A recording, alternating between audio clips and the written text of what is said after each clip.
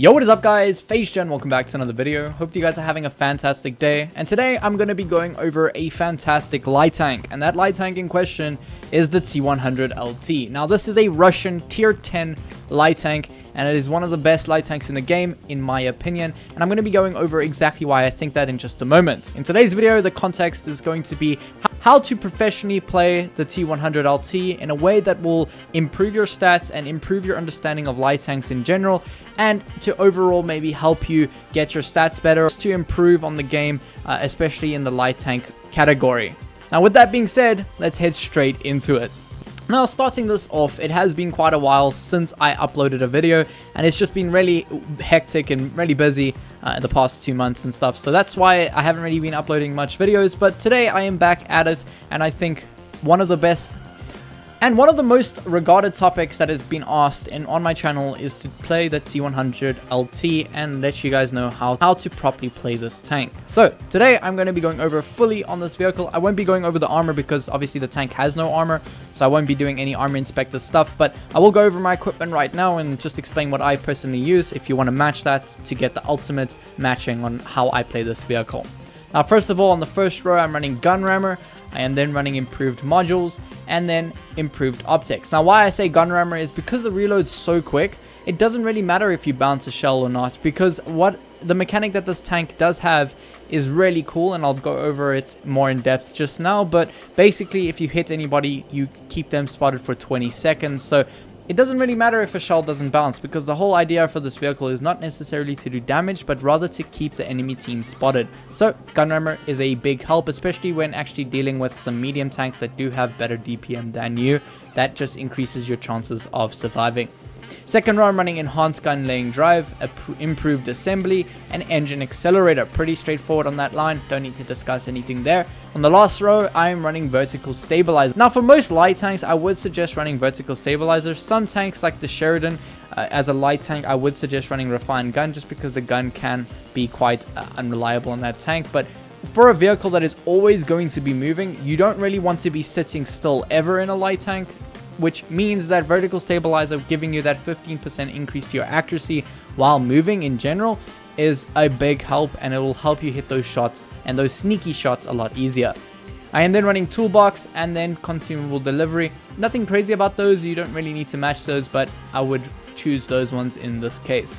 Provisions wise, pretty straightforward, nothing crazy on provisions. It isn't a special provision on this vehicle, so you're just going to get extra combat fuel, condensed milk, and improved fuel.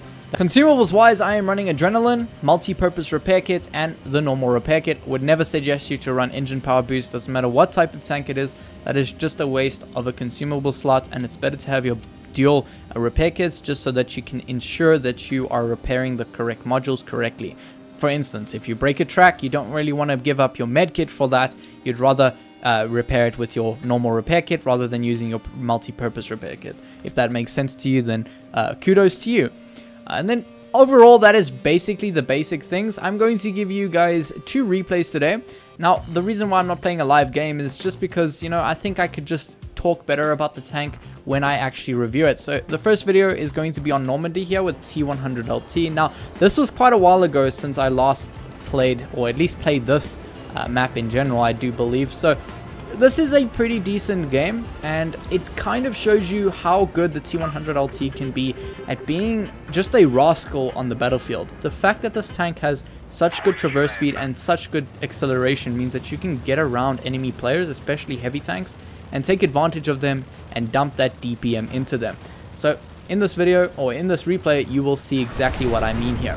Now, one good spot I would suggest always to go in a light tank is at this top ridge here, right behind the windmill. The windmill kind of acts as a cover between you and the enemy's tank destroyers, and also if you need to get back, you have a steep angle to quickly get behind cover, rather than if you went more to the left, it's more flat ground and it will take you longer to get into cover, and that could be the difference of getting shot or not.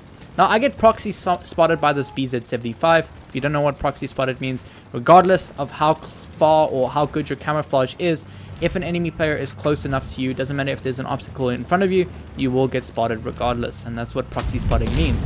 As you can see here, the light tank, or the T100 LT, uses premium AP, which is a very nice round. It means you can pen tanks very easily. And I did notice that this BZ shot and missed me and the E100, so I was able to take advantage of that and put some shells into him. Now, I'll always go for tracks. Tracks are the best thing you can go for in a T100 LT, or actually any tank that you play, because, okay, this was a bad play here. I did end up taking 800 damage to him. For some reason, I thought he shot the guys below me, but that was definitely not the case. Now, I've completely farmed him out here. Now, I do kind of calculate how much his reload is, and that's kind of what you need to just get a hang of after a while of playing, is I go for that track. And now if I did not go for that track, he would have been able to shoot me. So that is one instance where tracking shots are very crucial.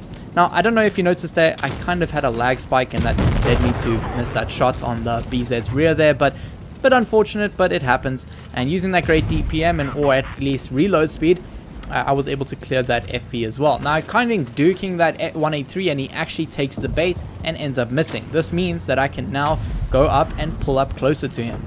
Now, I do miss a lot of easy shots here, and I guess that's kind of the gun handling of this vehicle and also a misplay on me. But yeah, there's a lot of shots that I miss here that I'm not proud of. Like that definitely should have gone into him, but it hit the ground, unfortunately.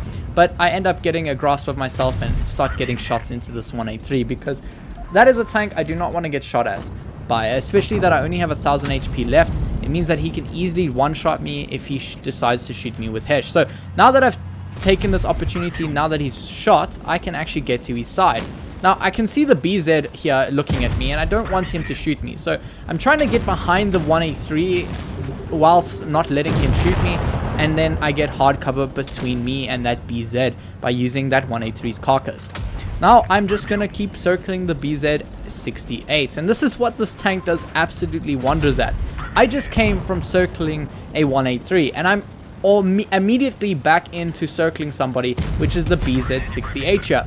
Now, I'm not going for tracks in close range fights, because sometimes it is crucial. Some tanks do have very good traverse speed, and sometimes you're just really going to have to get that track out there to keep him in place. But in this situation where the BZ doesn't really have good traverse speed, I can just take full advantage of him by shooting his side. Now, the WZ115A gets a sneaky shot into me, unfortunately, but I do still have enough HP to dive in the board here and at least take one shot more from this WZ5A if needed. But as you can see, I'm always on the rear of an enemy player. You never want to be directly on against somebody. You always want to be on their rear, especially in a light tank that is so flat and so quick. It means that you can always be behind somebody, farming them out. This poor WZA has not had a fun day. I have cleared him and all his teammates in the past, and that was just a fabulous game, showing you exactly how the T100 LT can take advantage of enemy heavy tanks. Now, as you can see, this was an absolutely amazing game. I ended up doing 1200 damage assisted, and that is just what happens when you play a light tank. If you're spotting everybody, you are doing damage mindlessly for your team, because as long as you're spotting the enemy team, your team can actually put damage out, and that is what damage assisted is referring to right now. My actual damage, 5455, is just me taking advantage of the enemy heavy tanks. I was around every single heavy tank on that team almost. I was on their rears and I was circling them. They were unable to do anything towards me in return, because I was just able to take advantage of their slow and bad traverse speed.